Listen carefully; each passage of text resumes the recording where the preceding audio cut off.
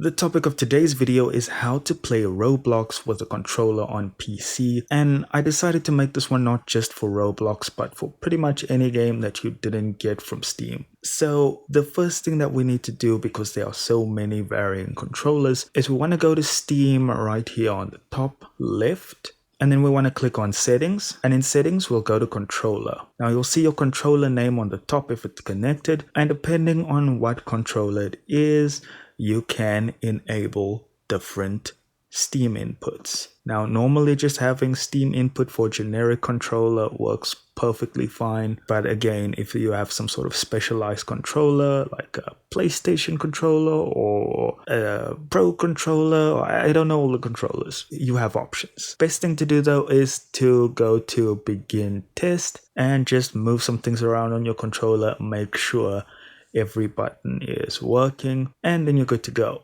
Alright, so now that our controller is most definitely set up, we can close this and we're going to go to our library. Now we're going to go to add game, and then we're going to click add a non-Steam game. Now they're going to give you a list, and if you don't find your game on that list, all you need to do is click on browse. And then you need to navigate to wherever your Roblox exe is.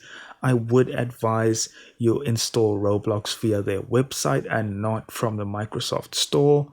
So let's say this is Roblox. We want to now go and click on the controller icon on the right here. And if it's not, just click enable Steam input. If it's already enabled, you won't see that. Now here you can see we can click on this and it's going to give us two options. You can just leave it on gamepad, though if you want it to be set up to function like the keyboard presses, then you can use the WASD option. Now generally you can check for community layouts, but I doubt there will be any, so let that be, and you can edit your layout, basically create your own custom control layouts, which is what makes Steam the best controller configuration tool. And when you're done there, you are good to go. Just load up Steam and enjoy. Thank you so much for watching.